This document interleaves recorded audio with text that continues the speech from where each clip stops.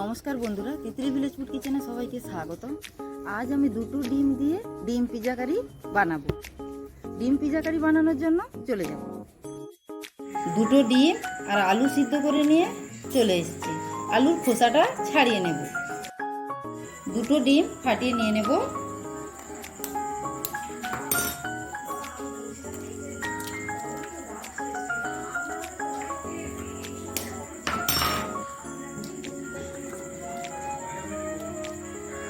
এতে আমি সেদ্ধ করে রাখা আলু গ্রেট করে দিয়ে দেব। এই ডিম পিজা রেসিপিটা করে বন্ধুরা বলবেন কমেন্টে কেমন হয়েছে।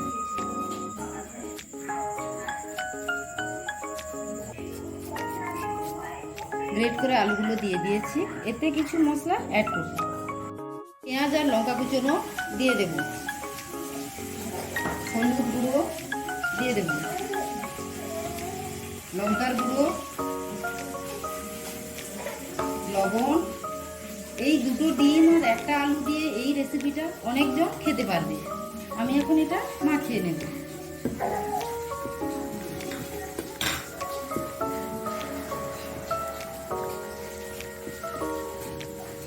সুন্দর করে মাখানো হয়ে গেছে। রান্নার কাছে চলে যাব। তেল দিয়ে দেব।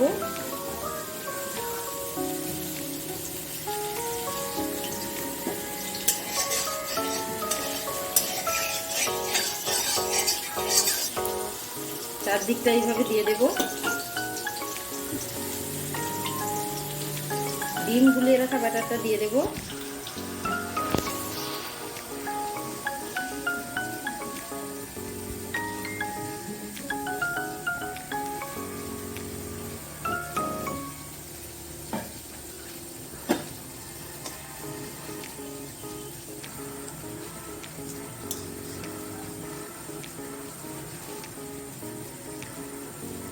ঢাকা দিয়ে দেব।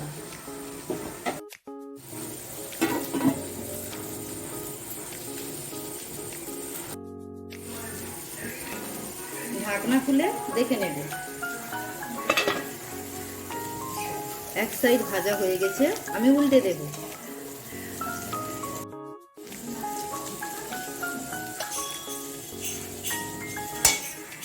আরেকটা খুন্তি নিব, ওকে উল্টে দেব।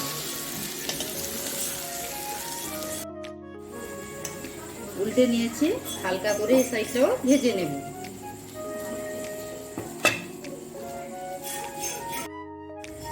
আরেক সাইডও ভাজা হয়ে গেছে, আমি এখন ঢেলে নেব।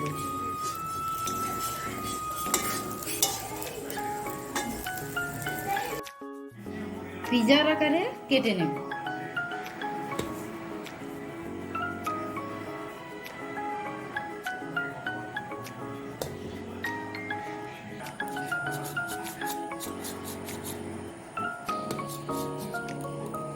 পিজার আকারে কেটে নিয়েছি, এবার রান্নাটা করে নেব।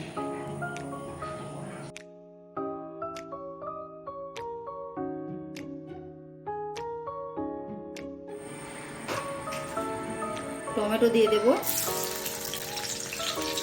বড় সাইজের দুটো পেঁয়াজ, আদা এক টুকরো, 3-4 কোয়া রসুন একসঙ্গে বেটে রেখেছি দিয়ে দেব।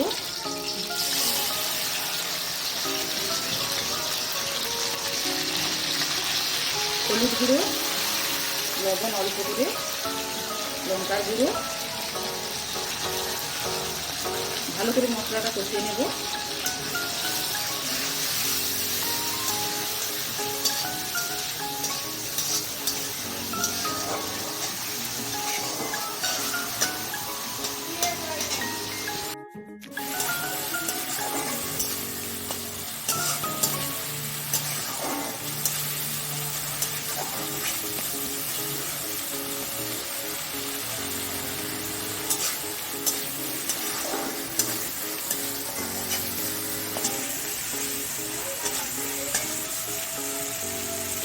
মশলাটা কষানো হয়ে গেলে এতে আমি জল দিয়ে দেবো অল্প করে।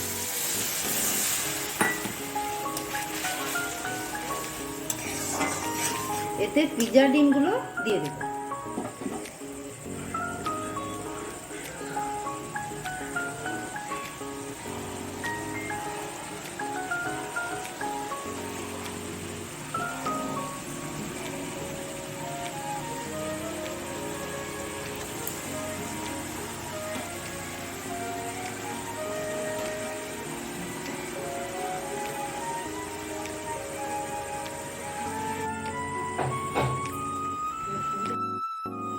গ্যাসের ফ্লেমটা লো রাখবো, হালকা করে উল্টে দেব।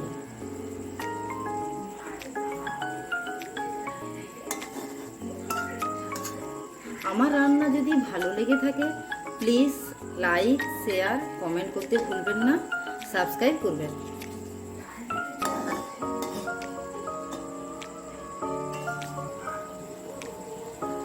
ডিম পিৎজা কারিটা হয়ে গেছে, আমি এখন নামিয়ে নেব।